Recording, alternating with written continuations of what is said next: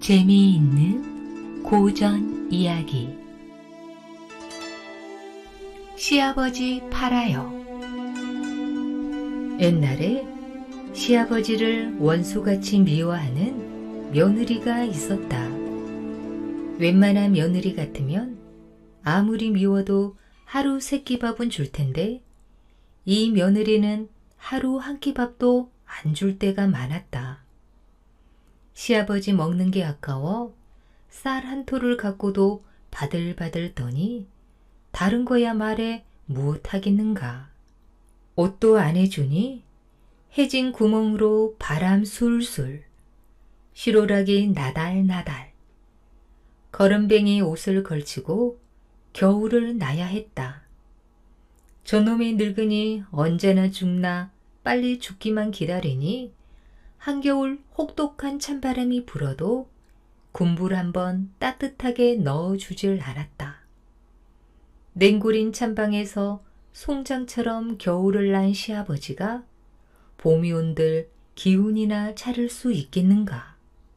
남이 부르는 말 그대로 챙이 영감이 되어 허우적 거우적 봄볕이나 쏘이로 돌아다닐 수밖에 없었다. 왜 챙이 영감이라 부르냐고요? 꽃챙이처럼 비비 틀려 말랐다고 챙이 영감이라고 부르는 것이다. 그런 챙이 영감이 눈앞에 보이기만 하면 며느리의 악착스런 욕설이 개구리 알 낳듯 몽알몽알 쏟아져 나왔다. 삼시세끼 밥만 먹고 도대체 하는 일이 뭐람? 누구는 밥 깔고 논 메고 방아 찢고 배 짜고 밥 짓고 빨래하고 하루 종일 일만 하는데 누구는 정승집 개처럼 팔자가 늘어졌네 늘어졌어. 꼭 정승집 개 팔자까지 나와야 악담이 멈추는 걸 아는 시아버지는 퀭한 눈으로 그 악담을 그냥 듣기만 했다. 챙이 영감에 대한 며느리 구박이 시집 왔을 때부터 시작된 건 아니었다. 여러 식구가 먹고 살자니 숫장인 남편이 쑥 구워 파는 걸로는 입에 풀칠하기가 어려웠다. 조랑조랑 달린 아이 여섯은 입만 벌리면 먹을 것을 달라고 졸라댔다. 자식 입으로 먹을 걸 나누어 넣어주면 며느리는 늘 배가 고팠다. 지긋지긋하게 가난한 살림에 지친 며느리는 혼자 푸념을 했다. 에휴, 내가 왜 이 가난한 집구석에 시집으로 왔나. 그러다가 차츰차츰 시아버지에게 불평을 늘어 놓았다. 곡간 드는 쥐 잡듯이 안팡진 챙이 영감 며느리 구박을 동네 사람들이 모를 리 없었다. 며느리가 지나가면 쑥덕쑥덕 손짓 발짓. 며느리도 자기 말을 하는 줄 뻔히 아는 것이다. 하지만 며느리 앞에서 누구 하나 그러지 말라고 일러주는 사람 하나 없었다. 모두 뒤에서 쏙닥거리고 흉만 보는 것이었다. 남의 집 일에 섣불리 감나라 배나라 하기가 쉬운 일은 아니었다. 미움받는 챙이 영감, 구박하는 며느리, 두 사람이 자기들도 모르게 쌓아온 버릇을 날마다 되풀이하고 있을 때 아들은 숨막에서 피눈물을 흘렸다. 이날 이때까지 깊은 산에서 살가죽이 찢어져라 나무를에 숯을 구우며 아들은 열심히 살아왔다. 그런데도 늘 배고프고 가난한 살림이었다. 이렇게 가난하지만 않았어도 아내가 그렇게 나쁜 며느리가 되지는 않았을 것이다. 하지만 아버지와 아내를 저리 내버려 둘 수는 없는 일, 벌써 1년을 두고 아들은 두 사람 사이를 좋게 할 방도를 생각해 오고 있었다. 점잖은 말로 아내를 타이르기도 했다. 여보, 그러지 마오. 무섭게 을러본 적도 있었다. 당신 하는 대로 아이들도 당신에게 그럴 거요. 하지만 소용없었다. 그날도 숯을 꺼내며 묘한 찾기에 골몰하던 아들 머리에 번개처럼 생각이 스쳐 지나갔다. 숯을 팔러 장에 갔다 오면서 아들은 소고기와 흰쌀을 들고 저녁이 되어 들어왔다. 아내는 눈알이 튀어나올 만큼 놀라 물었다. 아니, 돈이 어디서나 이걸 샀대요? 돈을 벌려면 돈을 들여야지. 그러더니 아들은 아내를 뒷곁 으슥한 곳으로 끌고 가 속삭였다. 우리도 잘만 하면 부자가 될 수 있어. 날마다 흰쌀밥에 고깃국 먹을 수 있다고. 쌀밥, 고깃국, 부자요? 부자란 말에 아내는 바짝 다가와 귀를 쫑긋 세웠다. 시장에 갔더니 글쎄 노인장이 서지 뭐야? 노인장? 그래, 노인장. 좋은 옷 입고 돈 많아 보이는 사람들이 우리 아버지처럼 늙은 노인네들을 사고 있더라고. 노인을요? 이야기를 들은 아내 입이 함지박만큼 벌어졌다. 남편은 자기 말을 고스란히 믿는 아내가 한편 가여워 보이기도 했다. 시집 온 이후 한 번도 장에 나가본 적이 없는 아내는 다른 마을 사람들이 팥으로 메주를 쑤어 먹는다는 말도 믿었던 사람이다. 하니 살찐 노인네를 비싸게 사간다는 말을 철석같이 믿을 수밖에 없었다. 그날부터 며느리 봉영은 눈물겹게 시작되었다. 아이들 입에 넣을 밥을 덜어 시아버지 밥그릇을 채웠다. 하지만 워낙 가난한 살림이니 허리띠를 아무리 졸라매고 돈을 긁어 모아도 챙이 영감을 배불리 먹이기는 쉽지 않았다. 며느리는 이를 콱 물고 고리채를 얻어왔다. 챙이 영감은 날마다 흰쌀밥에 고기장국을 배부르게 먹게 되었다. 그뿐이 아니었다. 봄이면 앵두, 오디, 여름이면 포도, 딸기, 참외, 가을이면 으름, 사과, 배, 감, 무엇 하나 떨어질세라 꼬박꼬박 챙겨주었다. 겨울에는 가을내 따모았던 밤을 한 사발씩 찌고 구워 밤마다 사랑에 넣어 주었다. 혹 차가운 방에 있다 병이 들어 살이라도 빠질까봐 군부를 이글이글 쉬지 않고 떼 주었다. 잘 얻어먹는 챙이 영감은 마음이 참 좋았다. 뜨뜻한 방으로 손준 놈들이 들어오면 남겨둔 밤을 주거나 고구마라도 챙겨놨다 먹였다. 전에는 본청만청 힐끔거리던 아이들이 챙이 영감 팔에 매달려 재롱을 부리고 잘 따랐다. 잘 먹은 챙이 영감은 기운이 났다. 며느리 혼자 종종 걸음으로 바쁜 걸 보면 마음이 언짢아 일을 거들었다.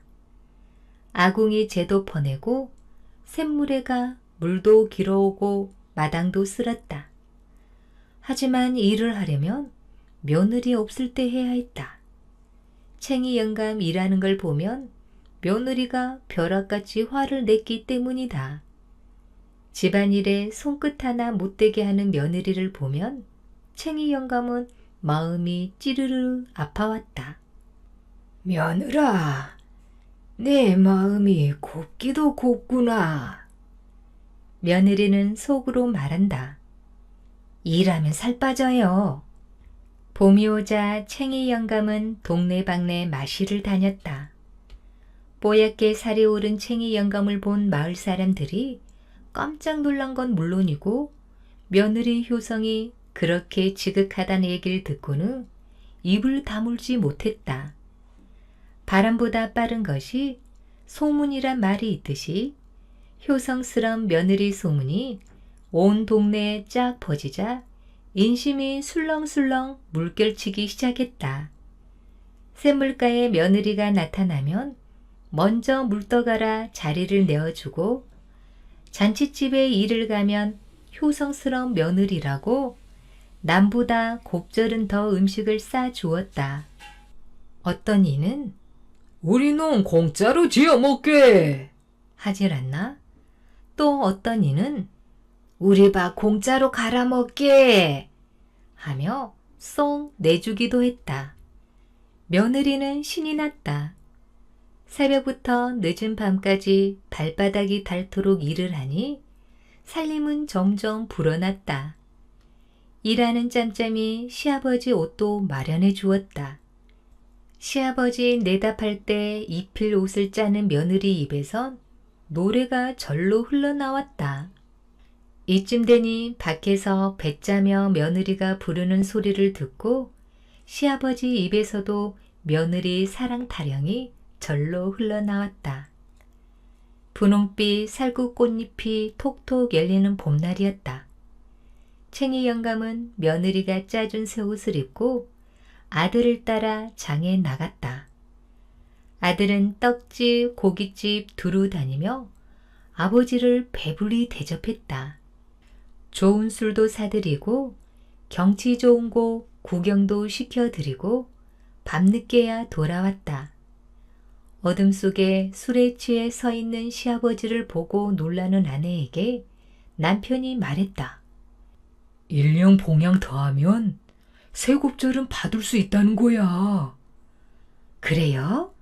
아이고, 그걸 못할까봐. 한 분뿐인 시아버지 헐값에 팔 수는 없지요. 최고로 비싸게 팔아야지요. 며느리는 떡도 빚고 술도 거르고 바빠졌다. 일이 많아지니 자연 일손이 모자랐다. 챙이 영감이 무거운 독을 지고 물을 찰랑찰랑 길어오자 이제는 며느리도 반갑게 맞이했다. 아버님이 내 일을 이렇게 도와주시네요. 갓난아기가 어미 등에서 안 떨어지려고 빽빽 울어대면 아이를 얼른 데려다 업어 재우고 애 없는 동안에도 마당 쓸고 콩 타작 깨타작 하느라 잠깐도 놀지 않았다. 그런데 너무 열심히 일을 했나 보다. 캐캐 기침을 하던 챙이 영감이 알아 누웠다.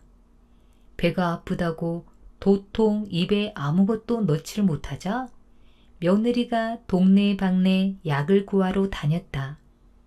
노인네 배앓이에 좋은 약초가 깊은 산 바위 골짜기에 난다는 말에 며느리는 험한 산길을 올랐다. 구슬땀을 흘리며 바위 아래 난 약초 뿌리를 캐자 며느리는 한 걸음도 쉬지 않고 내려와 약초를 다렸다. 약초물을 마시고 거뜬히 일어난 챙이 영감이 며느리한테 말했다. 며느라, 고맙구나. 너한테 내 목숨을 준들 아깝겠느냐. 그 말을 들은 며느리 눈에 시집와 처음으로 눈물이 팽 돌았다. 살림은 나날이 불었다. 하지만 남편이 숨막에 있으니 늘어난 살림살이를 같이 할 사람은 며느리와 시아버지밖에 없었다. 이듬해 살구꽃잎이 떨어지는 봄날이었다. 잘 익은 복숭아처럼 발그레한 얼굴을 한 챙이 영감이 친구 생일잔치에 다녀오겠다고 했다. 며느리는 얼른 달걀 한 꾸러미를 싸주며 말했다. 아버님, 재밌게 놀다 오세요. 놀다 오긴. 너 혼자 일을 어찌 다 하려고. 그럼 일찍 오세요, 아버님. 오냐 오냐 며느라. 이렇듯 둘이 주고받는 말을 듣고 있던 남편이 아내한테 다가와 낯빛을 어둡게 하며 말했다. 여보, 노인장이 내일 산다는구먼. 노인장요? 살찐 노인들 사러 다니는 사람들이 버리는 장말이야. 아버님 못 팔아요. 아버님 없이 살림을 어찌해요? 말은 그렇게 했지만 며느리는 사실 시아버지와 일을 하면서 정이 옴팍 들어버린 것이다. 훗날 시아버지가 죽었을 때 며느리 울음소리가 어찌나 애절한지 날아가는 새들도 챙이 영감 집 처마에 앉아 울고 갔다고 한다.